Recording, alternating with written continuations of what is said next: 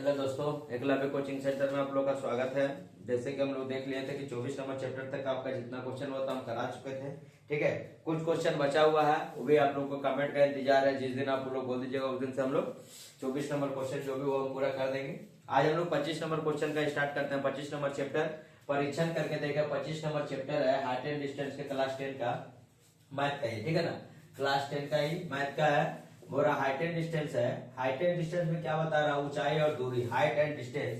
बस जस्ट ये सब क्या है, त्रिकोणमिति का ही, त्रिकोणमिति में ही आता है हाइट एंड डिस्टेंस। जो हाइट एंड डिस्टेंस का हम लोग बात करते हैं, इसमें क्या है कि इसमें ऊंचाई और दूरी से संबंधित समस्याओं को निदान करने के लिए त्रिकोणमिति सिद्धांतों का सिद्धांतों पर काम किया जाता है। ठीक है ना। हाइट एंड डिस्टेंस किस सिद्धांत पर काम किया जाता है, तो त्रिकोणमितीय सिद्धांत पर काम किया जाता है। ठीक है ना। जैसे कि हम लोग जैसे कि मान लीजिए कि कभी कभी कोई छत पे है, हम लोग नीचे में, ठीक है ना। तो छत पर से जब छत पर से नीचे से हम लोग छत को देखते हैं, सर को ऊपर करके, आंख को ऊपर करके, तो छत और हमारे आंखों के बीच में, हमारे बीच में एक एंगल बनता है। ठीक है ना। वही एंगल को हम लोग क्या बोलते हैं, ऊंचाई और दूरी। जो ऊंचाई हम देख रहे हैं और जहां पे हम खड़ा, तो वो दोनों के बीच में ऊंचाई और कितना दूरी पे है। जैसे कि मान लीजिए हम लोग अगर समतल जमीन पे खड़े हैं, तो हम लोग का साथ जमीन के साथ कितना डिग्री कोण बनता है, तो 90 डिग्री कोण बनता है। कितना डिग्री का, 90 डिग्री का। मान लीजिए कोई क्षैतिज रेखा जा रहा है, ठीक है, हम लोग एंगल पे खड़े हैं, तो 90 डिग्री का कोण बनता है ना।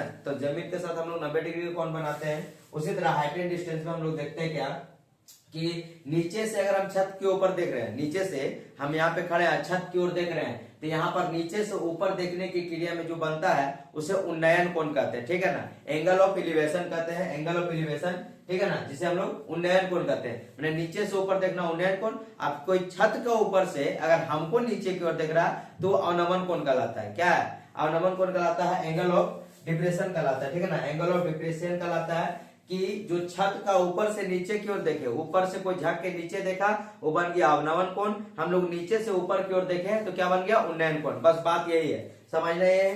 बोला उन्नयन कोण किसे कहते हैं, जब वस्तु दृष्टा के ऑब्जर्वर के ऊपर हो। ठीक है ना। ऑब्जर्वर का क्या हो, ऊपर। जैसे कि मान लीजिए कि कोई हवाई जहाज जा रहा है, तो हम लोग ऊपर की ओर देख रहे हैं, तो ऊपर की ओर देखना ही जो पलक के साथ और हवाई जहाज के बीच में जो दूरी बन रहा है, कुछ एंगल के साथ बन रहा है ना।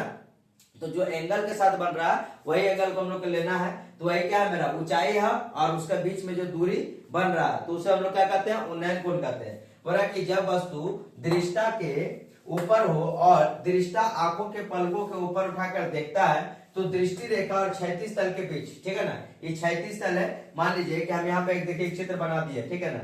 मान लीजिए कि एक लड़का है, ये लड़का क्या कर रहा है कि ऊपर की ओर देख रहा है, हवाई जहाज को देख रहा है, ठीक है ना, यहाँ से। अभी कौन रेखा, यहाँ से हवाई जहाज को देखा, ये मान लीजिए कि हवाई जहाज है, ये हवाई जहाज को देखा, और देखने के बाद इसके बीच में एक एंगल बन रहा है जिसे उन्नयन कोण कहते हैं। और यहाँ से यहाँ तक के बीच का जो रेखा है उसे क्या कहते हैं, क्षैतिज रेखा। कौन रेखा, क्षैतिज रेखा कहते हैं। मान लीजिए क्षैतिज रेखा है, तो क्षैतिज रेखा के बीच में ये जो दिखा रहा है, ये मेरा क्या है, ऊंचाई है। ये क्या है, ऊंचाई है, मतलब ये क्षैतिज रेखा के बीच में। तो यहाँ से जो देखा ऊपर की ओर देखने को हम लोग क्या करते हैं, उन्नयन कोण। जैसे ऊपर की ओर देखेंगे तो उन्नयन कोण। अब हवाई जहाज पे व्यक्ति अगर नीचे की ओर देख रहा तो क्या बना रहा, अवनमन कोण। बस बात को यही समझना।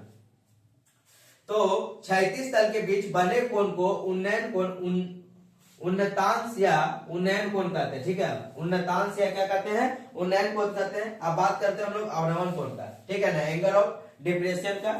तो बोल रहा है कि जब वस्तु दृष्टा से नीचे स्थान पर हो, ठीक है, दृष्टा से नीचे स्थान पर, मतलब देखने से क्या हो, यहाँ से वो नीचे के स्थान पर देखेंगे। मान लीजिए हम लोग छत पर से नीचे की ओर देखेंगे, नीचे की ओर हो, नीचे स्थान पर हो, और दृष्टा आंखों के पलकों के नीचे झुका कर रखा।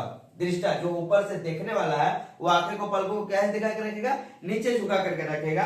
तो क्षैतिज रेखा और दृष्टि रेखा के बीच जो जमीन पे क्षैतिज रेखा बन रहा है, जैसे ये ऊपर से मान लो कोई व्यक्ति नीचे की ओर देख रहा है, तो जमीन पर क्या है, क्षैतिज रेखा, और क्षैतिज रेखा और दृष्टि रेखा के बीच बने कोण को कौन कौन कहेंगे, अवनमन कोण कहेंगे। कौन कौन कहेंगे, अवनमन कोण। यहाँ भी थीटा डिग्री का कोण बनाएगा। अब यहीं पर क्या हो जाता है, ये अवनमन कोण हो जाता है। अब इसके बाद हम लोग बात करते हैं क्वेश्चन का, कि अब क्वेश्चन कैसे कैसे मिलेगा। हम एक दिन और बता देते हैं कि जो सीढ़ी लगता है वो विकर्णित लगता है, ठीक है ना। इसमें तीन चीज बनेगा, लंब, आधार, कर्ण। लंब, आधार और कर्ण, इसी बीच में हमारा हाइट एंड डिस्टेंस बनेगा। अब हम लोग क्वेश्चन पे चलते हैं, एक नंबर क्वेश्चन इसका आगे देखते हैं।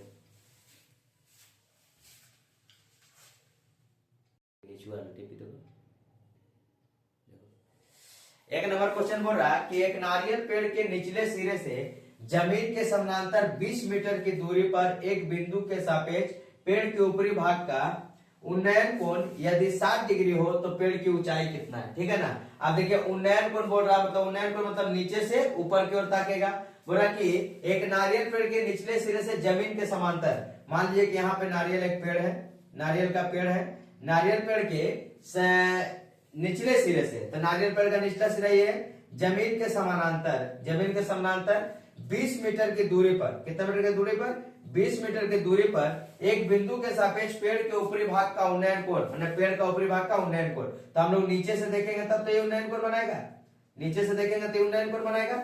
उन्नयन कोण बनाने का कोण का मान यदि 60 डिग्री हो, कितना डिग्री हो, 60 डिग्री हो, तो कोण का मान कितना डिग्री हो जाएगा, 60 डिग्री हो, तो पेड़ का ऊंचाई ज्ञात करें। हम क्या बोले कि जो समानांतर, जो मान लीजिए पेड़ का ऊपरी भाग है, निचली भाग है, और जो समानांतर क्षैतिज रेखा के सामने जो भुजा बन रहा है ना, यही मेरा क्या होता है, ऊंचाई होता है। तो मान लीजिए कि इसका मान अगर ए रखे, इसका मान बी रखे, इसका मान क्या रखे, सी रखे, तो पेड़ का ऊंचाई चाहिए। तो हम आपको बताए थे कि अगर मान लीजिए कि अगर ये मेरा लंब है, ये मेरा क्या है, लंब, ऊंचाई पूछ रहा मतलब लंब पूछ रहा, ये मेरा आधार है और ये मेरा क्या है, कर्ण है। ठीक है, ये क्या है, ए और बी क्या है, लंब है, बी और सी क्या है, आधार है, और ए और सी क्या है, कर्ण है। तो कर्ण में क्या हम लोग जानते हैं कि ऊंचाई पूछ रहा है, तो लंब बटा आधार, लंब बटा आधार किस में होता है, तो लंब बटा आधार होता है टेन थीटा में। नहीं तो आपको पहले भी हम बता चुके थे कि लाल काका, इसमें ध्यान रखिएगा लाल काका को, तो लाल काका को ध्यान रखिएगा, तो लंब बटा कर्ण क्या होता है, साइन थीटा, लंब बटा कर्ण क्या होता है, साइन थीटा, आधार बटा कर्ण क्या होता है, कोस थीटा, आधार बटा कर्ण क्या होता है, कोस थीटा होता है, और लंब बटा आधार किस में होता है, तो टेन थीटा में, लंब बटा आधार किस में होता है, टेन थीटा में। तो देखिए यहाँ पर क्या पूछा, ये भी मेरा क्या है, पेड़ की ऊंचाई है, ये मेरा लंब है, और बीसी मेरा क्या है, आधार है, बीसी मेरा क्या है, आधार है। तो यहाँ से हम लोग क्या लगाएंगे, टेन थीटा। तो पहले लिखेंगे टेन थीटा बराबर क्या लिखेंगे, ए बी बटा बीसी, ए बी बटा बीसी, ए बी मेरा लंब है और बीसी मेरा क्या है, आधार है, बीसी मेरा क्या है, आधार। थीटा का मान कितना डिग्री दिया हुआ है, 60 डिग्री। यहाँ पे लिखेंगे टेन 60 डिग्री बराबर, लंब का मान पता नहीं, तो लंब के लिए हम लोग क्या लिखेंगे, ए बी लिख देंगे, और बीसी का मान कितना दिया हुआ, 20 मीटर, बीसी का मान कितना दिया हुआ, 20 मीटर लिख देंगे, 20 मीटर लिख दिए। आप देखिए टेन 60 का मान कितना होता है, शुरुआती वीडियो में बताया था सबका मान अलग अलग निकालने के लिए, तो टेन 60 का मान होता है √3, कितना होता है, √3 बराबर ए बी बटा 20, ए बी बटा 20, ए बी मेरा क्या है, पेड़ की ऊंचाई है, ए बी मेरा क्या है, पेड़ की ऊंचाई है, तो ए बी बराबर क्या हो जाएगा, 20√3, ए बी बराबर क्या हो जाएगा, 20√3, जो मेरा किसकी ऊंचाई निकल जाएगा, तो पेड़ की ऊंचाई कितना निकलेगा, 20√3, पेड़ की ऊंचाई कितना निकलेगा, 20√3। आप लोग इसको कॉपी में नोट करते जाइए या तो स्क्रीनशॉट ले लीजिए। पेड़ की ऊंचाई बराबर, यहाँ पे लिख देते हैं, पेड़ की ऊंचाई बराबर 20√3 मीटर, 20√3 मीटर। ठीक है ना। अब इसके बाद हम लोग 2 नंबर क्वेश्चन देखते हैं।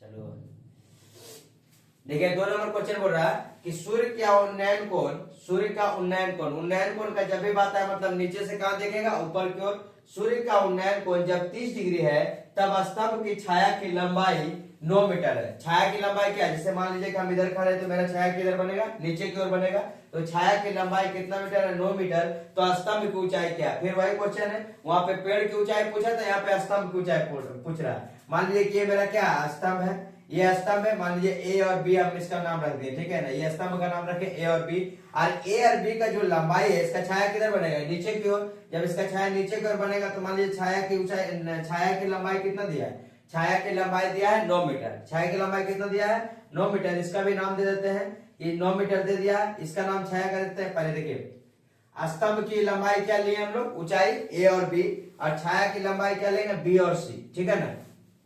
छाया की लंबाई 9 मीटर हो तो स्तंभ की ऊंचाई पूछ रहा, मतलब ए बी की ऊंचाई पूछ रहा। इसका बीच में देखिए कि सूर्य का उन्नयन कोण, मान लीजिए कि यहाँ पे कोई सूर्य है, यहाँ पे क्या है, कोई सूर्य है, जो सूर्य की उन्नयन कोण मतलब हम नीचे से ऊपर सूर्य की ओर देखेंगे तभी तो उन्नयन कोण बनेगा। तो सी बिंदु से हम लोग सूर्य की ओर देखेंगे, सी बिंदु से हम लोग सूर्य की ओर देखेंगे, तो यहाँ पे कितना डिग्री का कोण बनाएगा, 30 डिग्री का, कितना डिग्री का, 30 डिग्री का कोण बनाएगा। उन्नयन कोण मतलब क्या है, नीचे से ऊपर की ओर देखना, उन्नयन कोण मतलब नीचे से ऊपर की ओर देखना।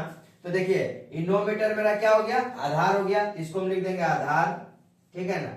ए बी जो स्तंभ की ऊंचाई पूछा है, ए बी, इसको हम लोग क्या मानेंगे, लंब, ठीक है ना। और जो लंब और आधार है इसको क्या मानेंगे, कर्ण। लेकिन हमको चाहिए क्या, ये चीज देखना, तो हमको चाहिए क्या, आधार दिया हुआ है और लंब पूछ रहा है, तो लंब बटा आधार अभी पढ़े, लंब बटा आधार किसमें होता है, टेन थीटा में। तो हम लोग लिखेंगे त्रिभुज ए बी सी में, त्रिभुज ए बी सी में टेन थीटा बराबर क्या हो जाएगा, लंब बटा आधार, लंब बटा आधार लिख देंगे, लंब बटा आधार, लंब बटा आधार, लंब बटा आधार। और लंब क्या माने, देखिए लंब को माने है ए और बी, लंब को क्या माने है, ए और बी, तो यहाँ पे लिख देते हैं लंब को मान लेते हैं ए और बी। आधार को क्या माने हैं, तो आधार को माने हैं बी और सी, आधार को क्या माने हैं, बी और सी, तो बीसी लिख देते हैं, बीसी लिख देते हैं। अब देखिए थीटा का मान कितना हम लोग लिए हैं, 30 डिग्री। फिर नीचे लिखते हैं कि टेन 30 डिग्री बराबर ए बी का मान हमको पता नहीं,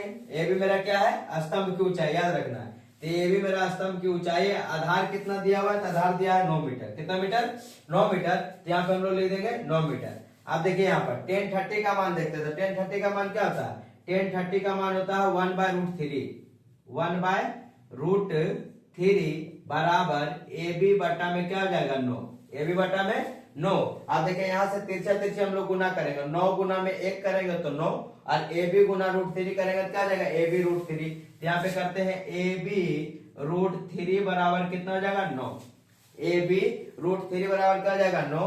तो ए बी बराबर क्या बन जाएगा मेरा, 9 बटा में √3, और √3 को नीचे नहीं रखना तो ऊपर नीचे भी क्या करेंगे, रेशनलाइजेशन कर देंगे।